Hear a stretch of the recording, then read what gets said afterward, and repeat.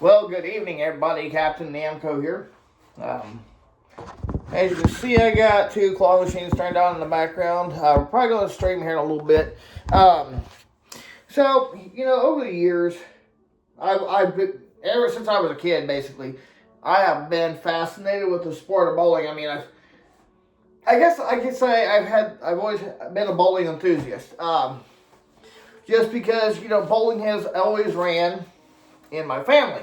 Now, with that said, I do idolize some pro bowlers. Even since I was little, I always had this dream of wanting to be a pro bowler. Obviously, that's never going to happen, but hey, you can dream, right? Of course you can. Anybody can dream. Anybody can have big dreams. But it's over the years that, the things that bowling can teach people. In a way, is it a good stress reliever? Absolutely, if you're just doing open play. You just go out, just kind of throw the ball at the pins, just kind of take your anger out or whatever. But that's neither here nor there. Things that bowling can teach people is that when you get out there on the lanes, get ready to be prepared for the league or even being on tour. You got to be mentally ready and physically ready, because obviously lane patterns can change. The oil can change rather quickly, and I've come to realize that. I've gotten to where I kind of start taking mental notes of what my teammates' bowling balls are doing as the ball is traveling down lane. Does that help? It can. It can help you determine whether or not you need to make an adjustment. And me personally, I feel that, it makes it easier to read the lane, really. Because if you can watch how your ball's doing while you throw it down lane, and then you watch somebody else's ball, you think, should I make that adjustment as the lane starts to transition? Of course, absolutely.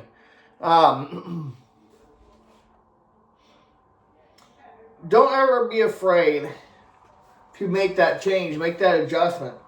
Even my dad has taught me that. Don't be afraid to make that adjustment. If you feel like you need to make an adjustment, that way your ball does not, for some reason, hit that head pin head on. Because obviously if you hit the head pin head on, guess what? You're going to have a nasty split on your hand, my friend. But yeah.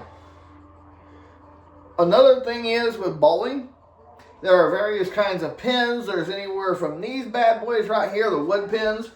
What you're looking at here is a UV Glow Brunswick Max pin. This is a crown, and it is USBC approved. This is one of the newer USBC logos. But anyways, every pin is regulation height and weight. There are synthetic pins like the twisters and the Brunswick Max Life. Essentially, the Brunswick Max Life is the same thing as a twister. It's got the resin core, but made in a different country. Obviously, different pins will have different pin reactions. But yet, they still weigh the same. Now, the smaller pins like duck pin and candle pin and things like that, obviously, the pins are smaller, they're lighter. They're actually half the size of a regulation bowling pin. But over the years, I've come to realize, being a league bowler myself, I have come to realize, if you're not mentally prepared or physically prepared, you're not going to do very well at all. If you can keep your head in the game, you're set. You're good to go.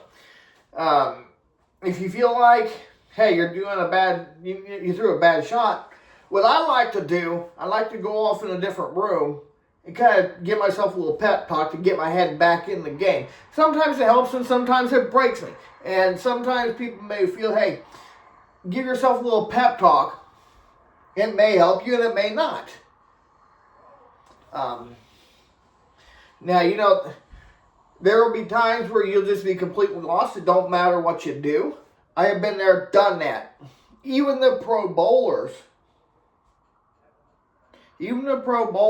have those days where they just can't get the ball to carry into the pocket like it needs to. And as people always say, it happens to the best of them.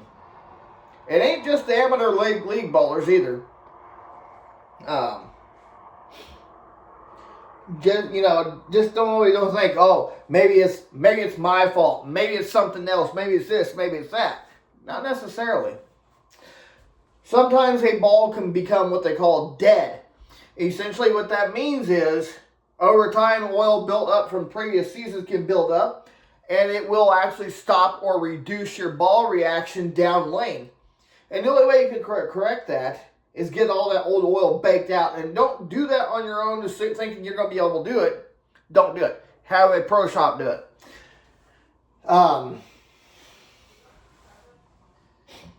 But my thing is, I'm going to keep bowling as long as I'm able to do it. And I'll tell you,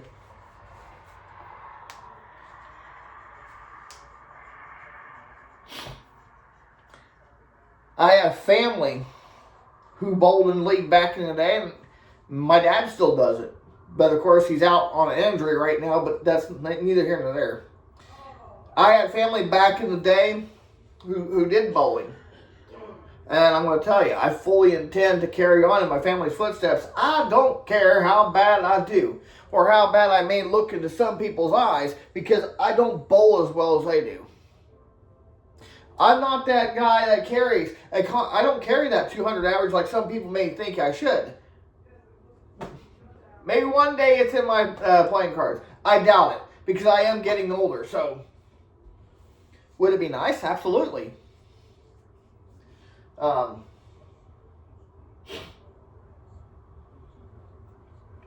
That would be nice. But you always got to think, okay, oh man, I got an open frame, I'm going to get pissed, I'm going to get mad, blah, blah, blah, blah. I'm guilty of it. And when you get frustrated, it makes you bowl bad because you constantly think, oh, I'm going to keep bowling bad, yada, yada, yada, just because of one open frame. Let me tell you something. Don't let that one open frame kill the rest of your game, because the more you think about it, the more it's going to break you in the long run in that one particular game. Shake it off. One open frame is one open frame. Move on. Bounce back from that open frame with a mark or a strike. It doesn't matter.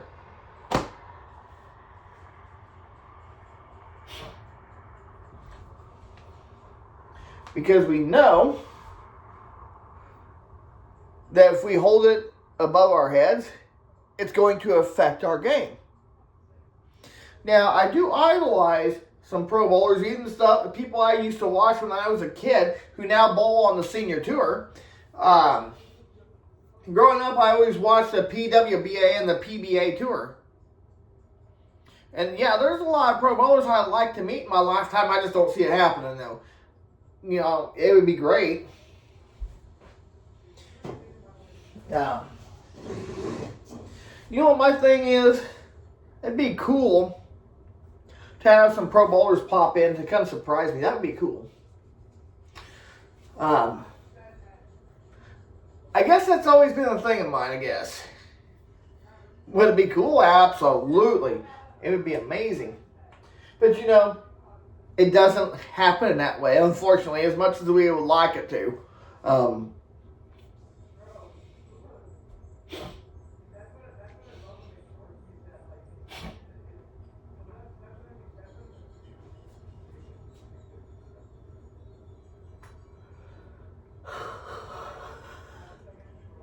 It'd be great.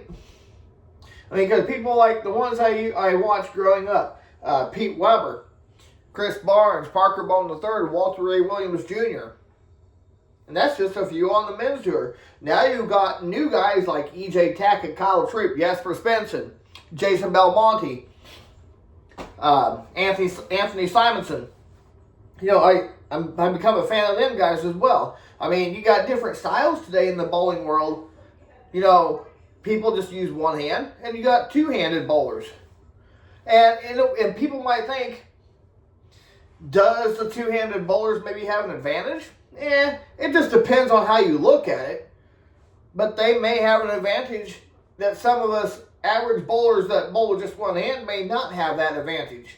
But much like one-handed bowlers, two-handed bowlers have them off days too. So don't let that fool you. Do not let that fool you. I mean, you would be surprised. Now on the women's tour, I grew up watching people like Kelly Kulick, Carolyn Doran Ballard, just to name a few. Okay? I mean, there's some other younger folks I don't remember. I used to watch them too. But now you got newer people from the women's tour. Some are people from other countries who came here and come here to bowl on the PWBA tour here in the United States. Now, with that said, you know, I become fans of them, like Verity Crawley, Diana Zaviala, Daria Payok, just to name a few. And you know what?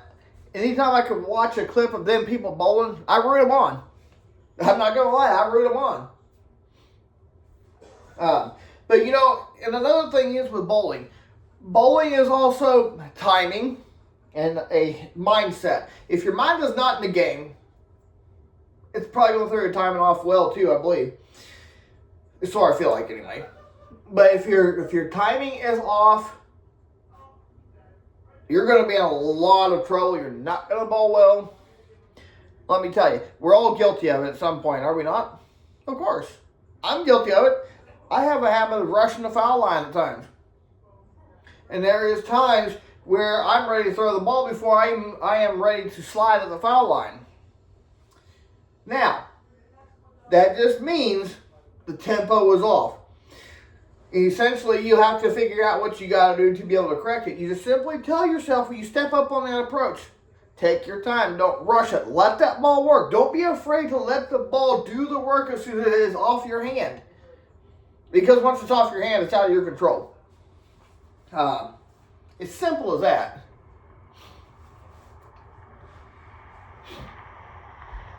I love the sport of bowling. I mean, look. I have loved bowling since I was a kid, and I'm going to continue to love this sport until the day that I die. And that's just how it's going to be. So with that said, guys, thanks for watching, and may your bowling games be amazing, surprising, however you want to put it. Maybe one day a game will surprise you with a perfect game on the lanes. Thanks for watching, y'all. Before I go, I just want to remind you guys that Jesus loves you. God bless.